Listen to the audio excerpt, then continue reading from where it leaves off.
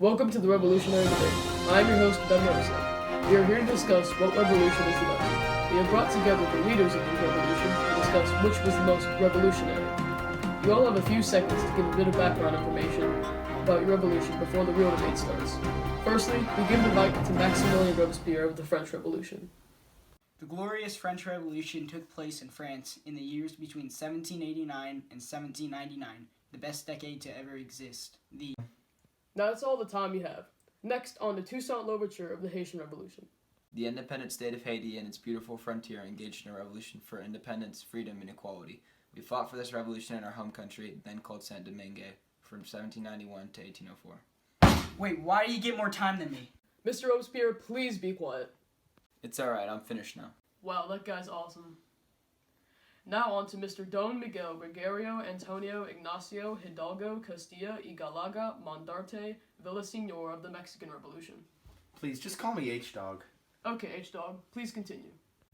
For years, the people of Mexico suffered at the hands of Spain, but then God spoke up for them, and the people started a revolution that lasted from 1810 to 1821. Well, thank you to all of our representatives. We will not start the real debate. We will start with the obviously great leader, Thank you, Ben.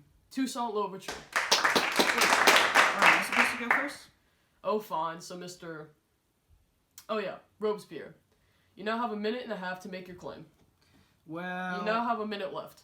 Wait, what? Fine. We'll start the timer when you begin speaking. The commoners of France revolted as they were subject to the rubbish taxes of the Estates General. The clergy and nobles of the first and second estates had almost complete control of bills passed. The upper classes, who were exempt from taxes, unlike the lower class, did not contribute whatsoever to help relieve the enormous debt the French government got the people of France into by bringing them into wars that did absolutely nothing for the welfare of the people. To help relieve the inequity of the classes, the National Assembly was established, in which the Declaration of the Rights of Man and Citizen was written in 1789, which pushed for equal rights amongst all men. The 7 Years' War and the American Revolution did not require the French to become involved in. Most of our citizens could not afford bread due to the numerous hailstorms that caused our crops to fail. This is why the women participated in the Women's March in 1789, which forced the monarch out of Versailles and into Paris.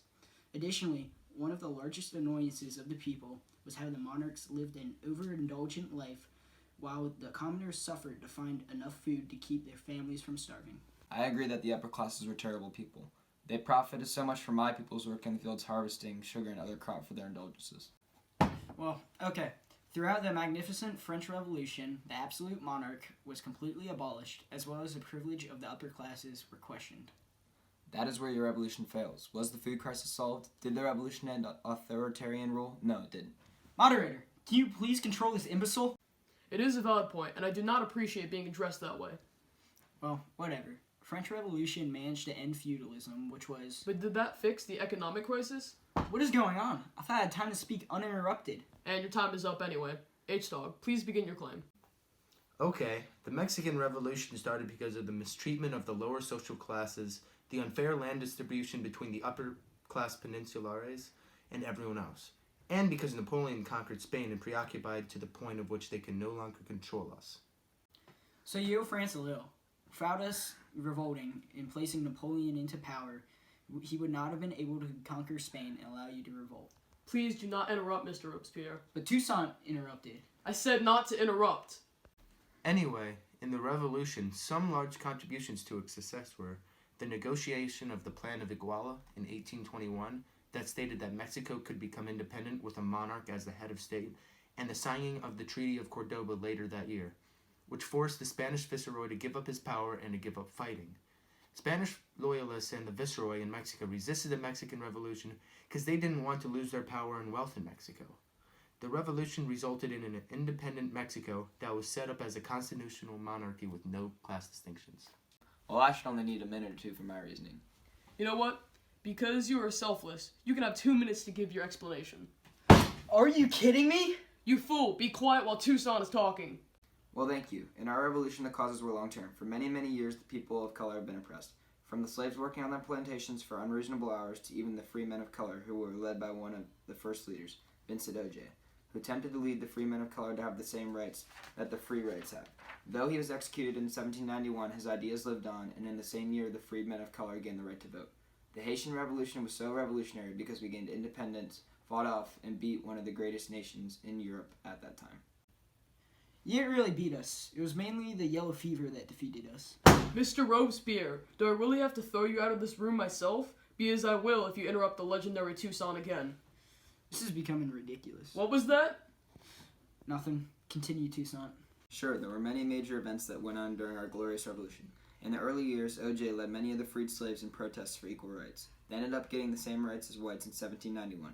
This was also the same year that uprisings of the slaves began. Later, when we gained freedom in 1801, I was named governor for life.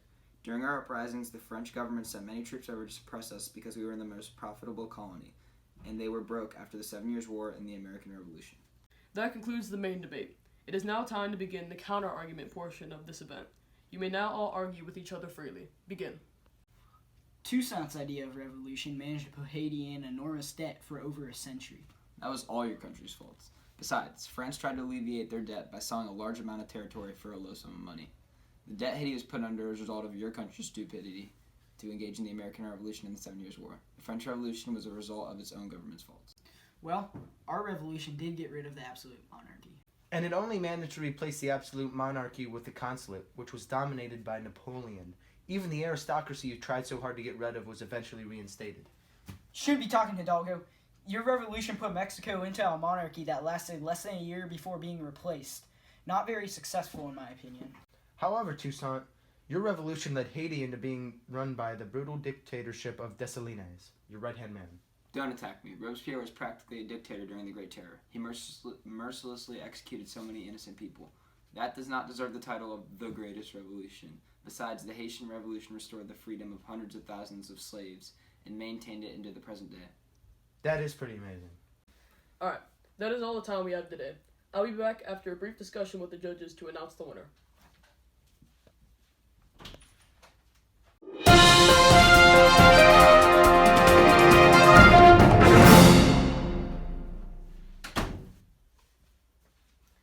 After some arguing with the judges, we have decided that the winner of Greatest Revolution is, drumroll please, the Haitian Revolution.